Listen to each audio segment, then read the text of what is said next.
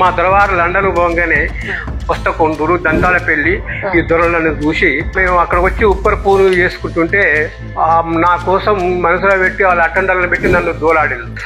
మాకు తినే ఫుడ్ ఆహారం అంటే దాదాపు మెతుకులేరగం, అన్నం అనేది తెలియదు.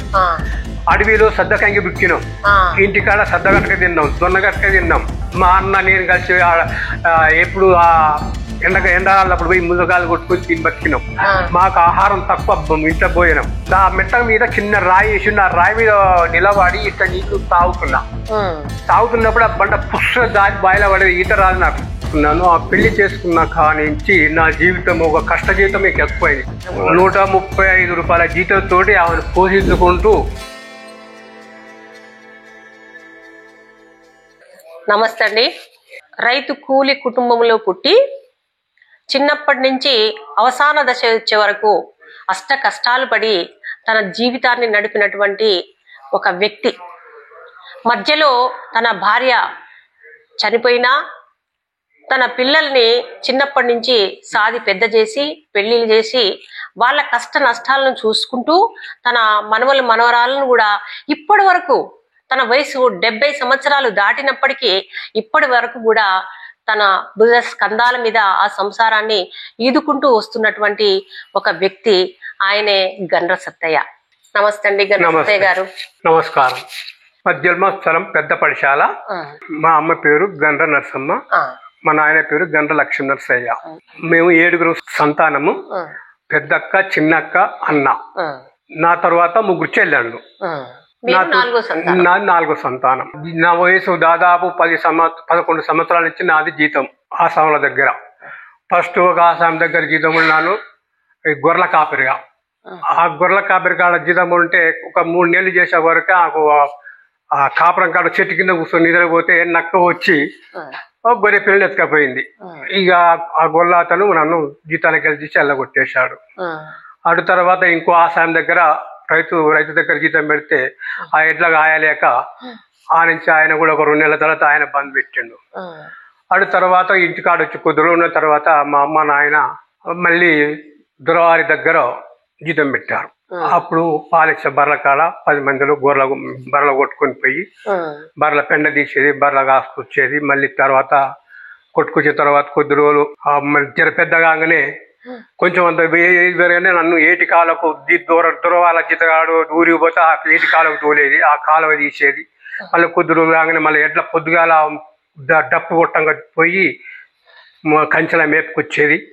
మళ్ళీ జీతగాళ్ళు వచ్చే వరకు మళ్ళీ పొలంలో తోలి మళ్ళీ వచ్చి పాలిచ్చే బర్రెల కాడ పెండ తీసి కుర్తలు నీళ్లు పోసి వాళ్ళు నాగలు ఇచ్చే వరకు మళ్ళీ బువ్వ తిని ఆ దున్నపోతుల ఈ పాలిచ్చే బర్రెలు కొట్టుకపోయి మళ్ళీ అక్కడ కంచెల మేపుకొని మళ్ళీ సాయంత్రం వచ్చేది. ఇది కొద్ది రోజులు ఆ జీతం అంట గడిచింది వాళ్ళతోటి. అటు గడిచిన తర్వాత మళ్ళీ ఇంతలో మా ఊరి దొరవారి కొడుకు పెళ్లి వచ్చింది.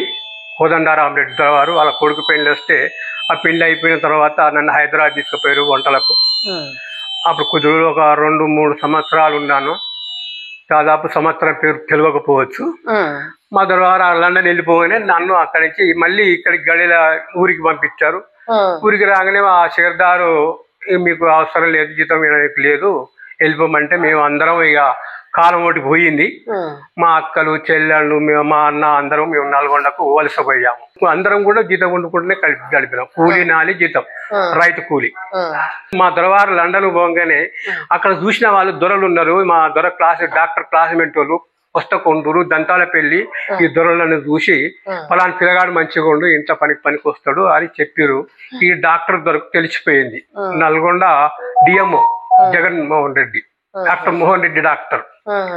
ఆయన మేము అక్కడికి వచ్చి ఉప్పర పూలు చేసుకుంటుంటే ఎవరో చెప్పిర్రు. నా కోసం మనసులో పెట్టి వాళ్ళ అటెండర్లను పెట్టి నన్ను దోలాడితే దొరికినాను. తీసుకుపోయి అప్పుడు నన్ను పిలిపించుకొని నాకు తుమ్మడంలో వ్యవసాయం ఉంది, అక్కడ నువ్వు ఉండు, నీకు అన్నం పెడతావు, అన్ని కూలి జీతం ఇస్తాం, నువ్వు పని చేసినావు, నాకు పరిచయం అయ్యారు, నేను అడిగి తీసుకున్నా, అక్కడ దొరల అందరినీ తెలుసు చెప్పారు నాకు అని చెప్తే ఆ దొరవారు నన్ను తీసుకొని తుమ్మడం తీసుకుపోయి అక్కడ ఒక 5-6 సంవత్సరాలు ఆ దొరవారి దగ్గర పనిచేశాను. ఇంట్లో నాకు 16-18 ఏళ్ళు రావస్తున్నాయి. ఆడు తర్వాత 18 ఏళ్ళు వచ్చిన తర్వాత ఇక మేము మళ్ళా మా అమ్మ మా అక్కలు మా కుటుంబం అంతా మళ్ళీ స్వయం గ్రామానికి తిరిగి వచ్చాం. ఏది పాఠశాలకు? పెద్ద పాఠశాలకు తిరిగి వచ్చిన తర్వాత ఇక ఇప్పుడు మా బంధువులు పిల్లవాడు పెళ్లికి ఎదిగాడని చెప్పి మా బంధువులు నాకు సంబంధం చూశారు. సంబంధం చూస్తే మా అత్త మా చుట్టాలు మా తోట యాదగిరి మామయ్యతోడు ఆయన దొరవారి దగ్గర పురుషోత్తమ దొర దగ్గర పని చేస్తున్నాడు. ఆయన సర్దగుని బిడ్డను నాకు ఇచ్చి నాకు ఉద్యోగం ఇప్పించిండు. ఏ ఉద్యోగం ఇప్పించిండు? స్కూల్లో నైట్ వాచ్మెన్. నా జీతం అనేది నైట్ వాచ్మెన్ స్టార్ట్ అయింది. ఆ తర్వాత పెళ్లి చేసుకున్నాను. ఆ పెళ్లి చేసుకున్న కానించి నా జీవితం ఒక కష్ట జీవితం ఎక్కువైంది. జీతం ఉన్నట్టే కానీ కష్ట జీవితం అనేది చాలా ఎక్కువ అయిపోయింది. భార్య ఆరోగ్యం బాగలేక ఆ విధంగా ఉద్యోగం వచ్చిందనే సంతోషమే కానీ ఉద్యోగం వచ్చిన సంతోషమే కానీ భార్య బాగలేక ఎప్పుడు హాస్పిటల్ 135 రూపాయల జీతంతో ఆమెను పోషించుకుంటూ 135 రూపాయలే 135 రూపాయల జీతంలో పోషించుకుంటూ ఇలా నా జీతం గడిచింది. అట్లా సంసారం చేసుకుంటూ 230 రూపాయలు అయ్యే వరకు 3 పిల్లలు అయ్యారు. 3 పిల్లలు అయ్యింది అప్పటికి. అట్లా కూడా అదే డబ్బు ఇదే పిల్లలు సాదుకుంటూ ఇలా వచ్చేసాం. కొంతకాలం అయినాక 1995లో భార్య చనిపోయింది. అప్పటికి కొడుకు 10th అయిపోయింది, ఒక బిడ్డ 7th, ఒక బిడ్డ 5th చదువుతున్నారు. ఇక చనిపోయినా కూడా పిల్లల ముగ్గురిని పట్టుకుని మళ్ళీ పెళ్లి చేసుకోకుండా వాళ్ళని సాదుకొని పెద్ద చేసి మంచి పేరు తెచ్చుకున్నాను. కొడుకు SI, బిడ్డ BEd చదివింది. కానీ ఆరోగ్యం కూడా బాగాలేక ఇన్ని రోజులు పెళ్లి చేశాను. బిడ్డల పెళ్లిళ్ళు అందరూ అయినాయి. ఇంతవరకు వచ్చి పెళ్లి అయిపోయినాక మీ అమ్మాయి కూడా చనిపోయింది. పెళ్లి అయిపోయినాక కూడా పెద్ద అమ్మాయి కూడా చనిపోయింది. ఆమె కూడా జాబ్ చేసిందా పెద్దమ్మాయి? అంగన్వాడీ టీచర్ గా కొంతకాలం చేసింది. పెద్ద బిడ్డకు ఒక కూతురు, చిన్న బిడ్డకు ఒక కొడుకు, ఒక బిడ్డ. ఇప్పుడు ఈ పిల్లలంతా ఎక్కడల్లా అక్కడ సెటిల్ అయింది. అయిపోయిన తర్వాత మీకు పింఛన్ వస్తుంది, మీరు రిటైర్డ్ అయిపోయారు. మరి ఇప్పుడు ప్రశాంతంగా ఉన్నారా? పిల్లలందరూ ఎక్కడక్కడ సెటిల్ అయిపోయారు కదా, మీ ఆరోగ్యం ఎట్లా ఉంది? ఇక నా ఆరోగ్యం అంటే మొదటి నుంచి అదే టెన్షన్ తోటి బీపీ వచ్చింది, షుగర్ వచ్చింది. ఇక ఆ విధంగానే ఉంటున్నాం.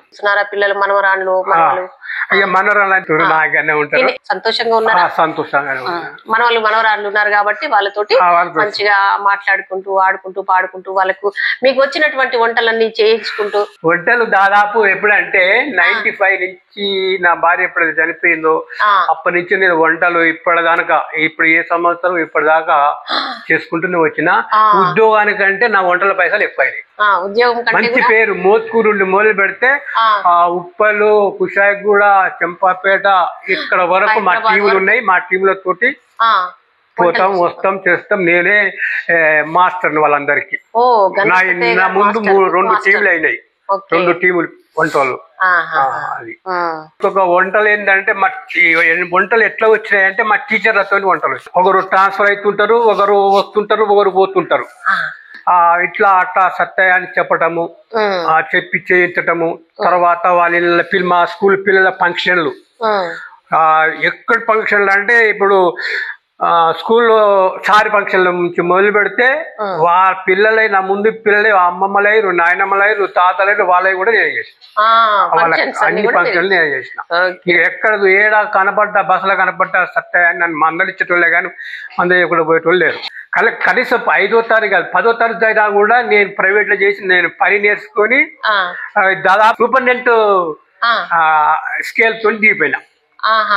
సూపరింటెండెంట్ స్కేల్ తోటి దిగిపోయాను. రిటైర్మెంట్ అప్పుడు దాదాపు నేను 300 మంది భోజనాలు పెట్టాను. నా రిటైర్మెంట్ కు మామూలు జనం రాలేదు. తర్వాత MDOలు, నెక్స్ట్ మంచి కళ మన నల్గొండ జిల్లా కవి Vithalachari, first head master Vithalachari నాకు హెడ్ మాస్టర్.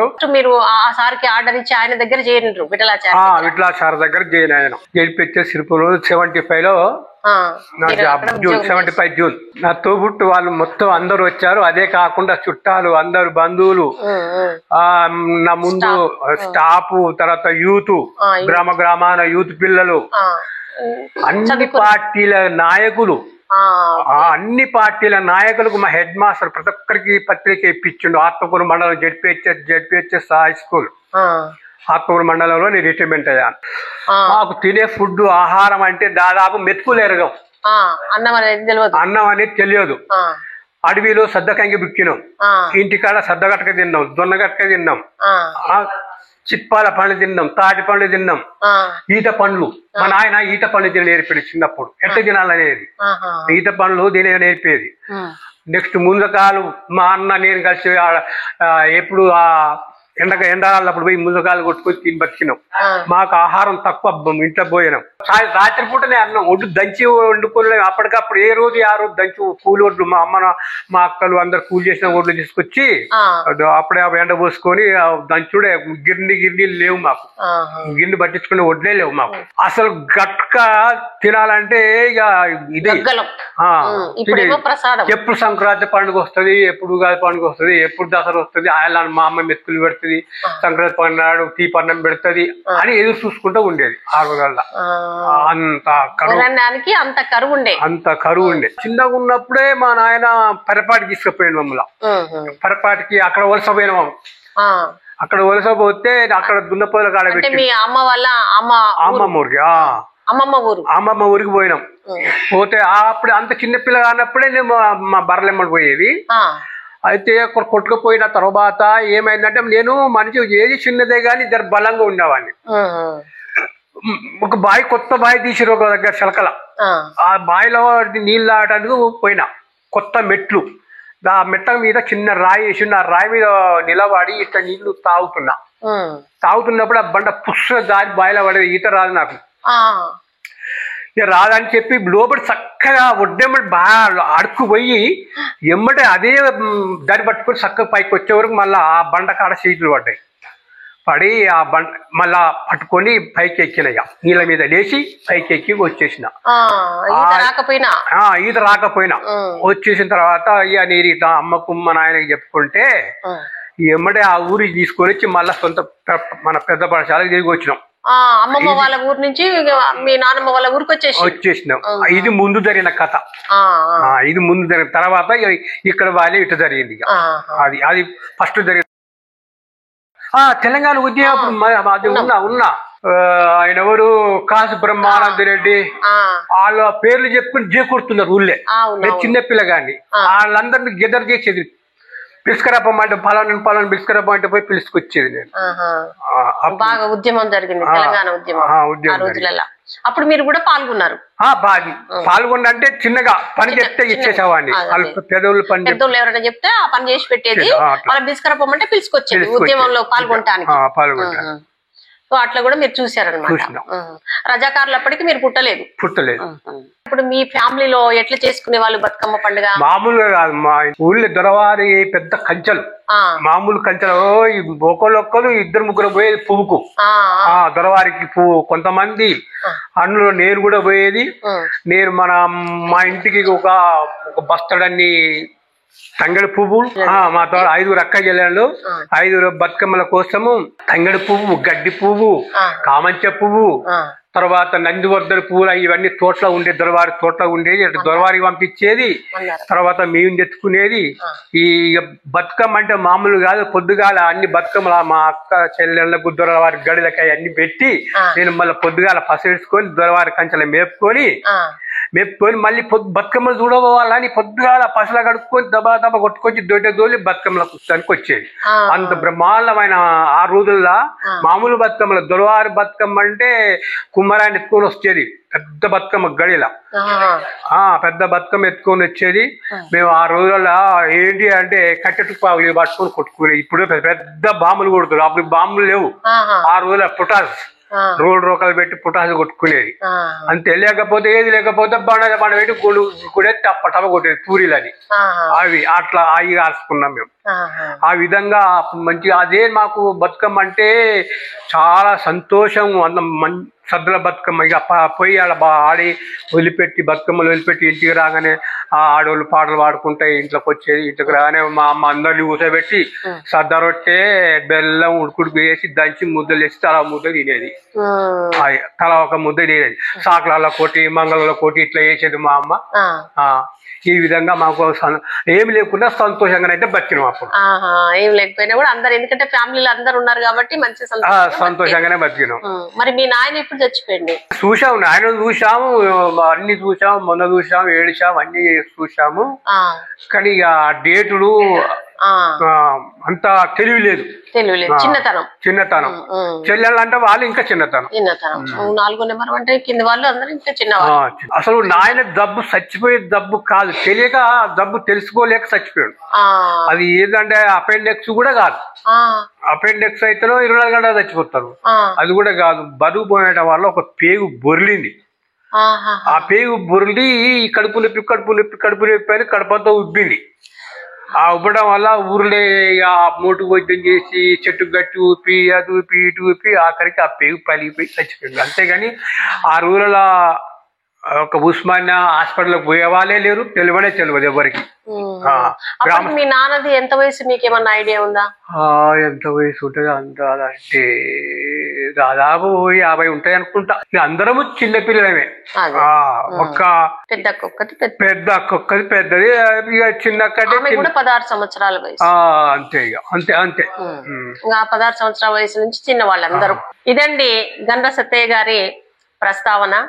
ఆయన పుట్టింది మొదలు ఈ ఏజ్ వరకు కూడా ఎన్నో కష్టాలు అనుభవిస్తూ తన జీవితాన్ని సాగిస్తూ, మధ్యలో భార్య చనిపోయినా కూడా ఆ వియోగాన్ని భరిస్తూ పిల్లలను సాది పెద్ద చేసి ఒక ఇంటి వాళ్ళని చేసి ఎంత మంచిగా ఒంటరిగా తనకు ఎలాంటి సహాయం చేసేవాళ్ళు లేకపోయినా తను ఒక్కడే ఆ జీవితాన్ని జరుపుకుంటూ వచ్చినటువంటి ఈ గండ్ర సత్తయ్య గారికి హ్యాండ్సమ్ ఆయన చరిత్ర మనం విన్నాం కదా. అసలు చాలా బాగా బాధాకరంగా అయినటువంటి విషయము. ఎంతమంది జెంట్స్ ఈ విధంగా చేయగలుగుతారండి చెప్పండి? ఎంతమంది జెంట్స్ చేయగలుగుతారు? భార్య లేకుండా సంసారాన్ని సాగదీస్తూ ఇంతవరకు నడిపినటువంటి చరిత్రలో ఈయనకొక్కరికే నేను అనుకుంటా అసలు అంత మంచిగా చేశారు. తన స్వార్థం అనేది లేకుండా, తన కోసం అంటూ లేకుండా, తన ఫ్యామిలీ కోసము, తన అక్క చెల్లెళ్ళు అన్నదమ్ముల కోసము, అంటే వాళ్ళ అమ్మ సంతానాని కోసం కూడా ఎంతో సహాయం చేసుకుంటూ, అదేవిధంగా ఆయన సంతానం కోసం కూడా ఎంతో సహాయం చేసుకుంటూ తన జీవితాన్ని గడుపుకుంటూ వచ్చాడు. నిజంగా అసలు గ్రేట్ అండి, చాలా గ్రేట్. చదువు రాకపోయినా సరస్వతి మందిరంలో గండ్ర సత్తయ్య కొలువై ఉండి ఎంత మందికో ఆదర్శమయ్యిండు. అమ్మమ్మ టీవీ తరపున మా స్టూడియోకి వచ్చినందుకు గండ్ర సత్తయ్య గారికి మంచి శేష జీవితము గడవాలని అందరి తరపున మేము కోరుకుంటూ ముగిస్తున్నాను. Thanks for watching. Please like, share and subscribe for more videos.